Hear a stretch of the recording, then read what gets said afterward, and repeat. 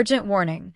Conservatives must reinvent to defeat liberals. Scott Hayward reveals the truth. The 2025 federal election marked a critical moment for Canadian politics. Pierre Poilievre's Conservatives ran a high-energy campaign focused on cost-of-living issues, freedom, and government accountability. The result, the party achieved its best performance in decades, winning 144 seats and increasing its vote share across the country. Yet despite these gains, the Liberals under newly elected leader Mark Carney formed a minority government and held on to power for a fourth term. For strategist Scott Hayward, the message is clear. Conservatives can't win on anger and opposition alone. The party needs a full strategic reinvention if it ever hopes to break the Liberal hold on government.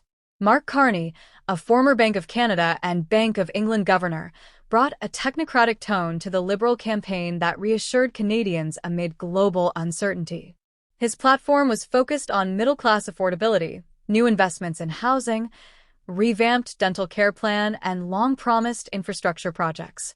While Carney didn't inspire overwhelming enthusiasm, he did project competence, calm, and experience, qualities that appealed to urban and suburban swing voters.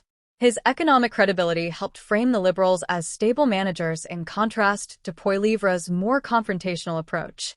Poilievre, for his part, had significant momentum.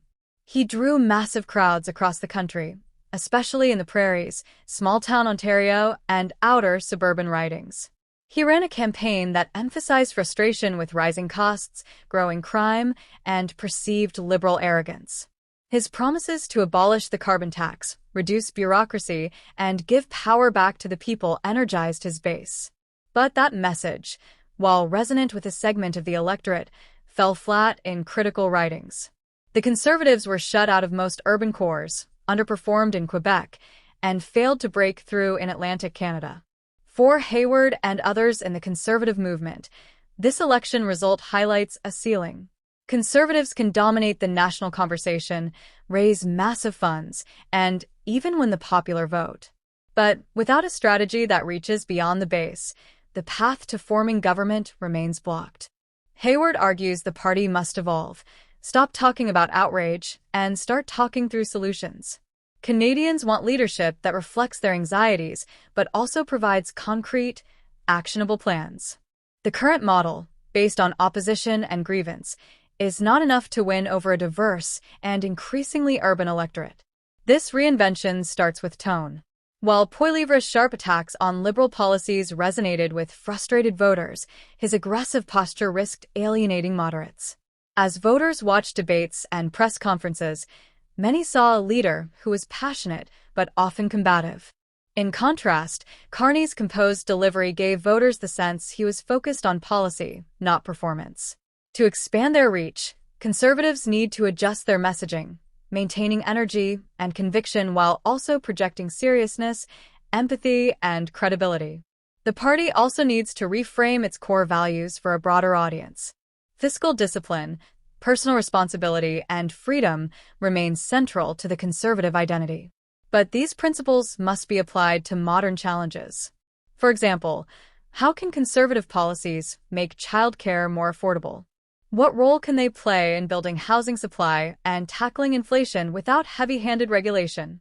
Voters want to hear answers, not just critiques. Hayward emphasizes that a future-focused policy platform rooted in Conservative ideals is both possible and necessary. Pierre Poilievre remains a strong and charismatic figure in Canadian politics. But his leadership will face internal questions after failing to win a majority despite leading in most pre-election polls. Compounding this is the fact that he lost his own riding and will now need to run in a safe seat, likely in Alberta. While he has not lost the support of the Conservative grassroots, the party's constitution mandates a leadership review after an election defeat.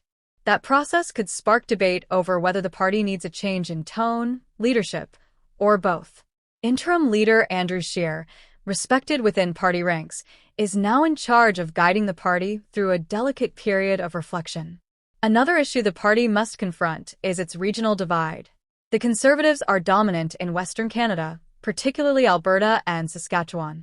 But their message struggles to connect in Quebec, downtown Toronto, and the Maritimes. If they want to form government, they must build a genuinely national coalition. That means adapting their policy focus and language to reflect local concerns, whether it's environmental stewardship in Quebec, fisheries and affordability in Atlantic Canada, or transit and housing in urban Ontario.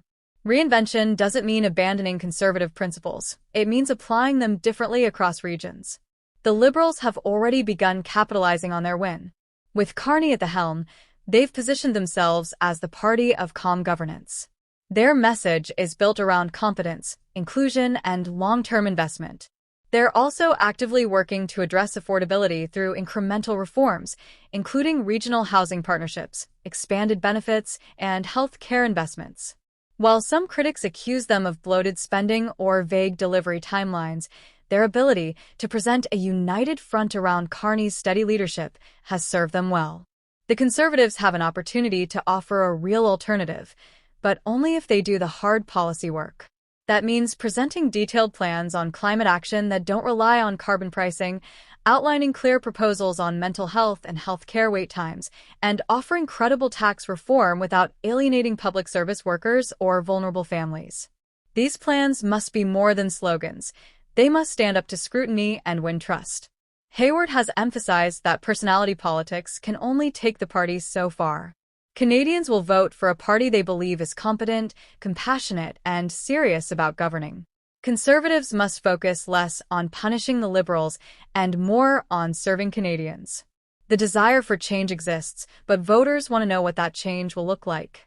Conservatives must tell a story about the future that resonates with people's hopes, not just their anger. Leadership will be crucial in shaping this new direction.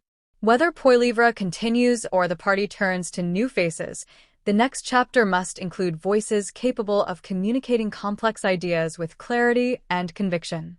There is no shortage of conservative talent, from experienced MPs to provincial leaders like Danielle Smith, who can contribute to a modernized movement.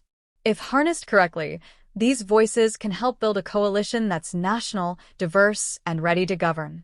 Ultimately, the 2025 election showed that the Conservatives are close, but not close enough. They have energy, enthusiasm, and organization. But they must now develop the intellectual and emotional connection that persuades voters they are not just an alternative to the Liberals, but a better one. This isn't about abandoning what made them strong. It's about evolving to meet the demands of a changing electorate. Scott Hayward's message is a challenge to the Conservative Party. Do the work. Build the platform. Refine the message. Grow the base. Canada is not the same country it was a decade ago. Its politics are more complex, its demographics more diverse, and its electorate more demanding. Only a Conservative Party that understands this reality and adapts to it will be able to form government. The clock is ticking. The Liberals have momentum, but they're not untouchable. A disciplined, visionary, and inclusive Conservative Party could capture the imagination of Canadians and bring real change to Ottawa. But that won't happen by default. It will require courage, strategy, and most importantly, reinvention. The future is still up for grabs. Whether the Conservatives are ready to claim it remains to be seen.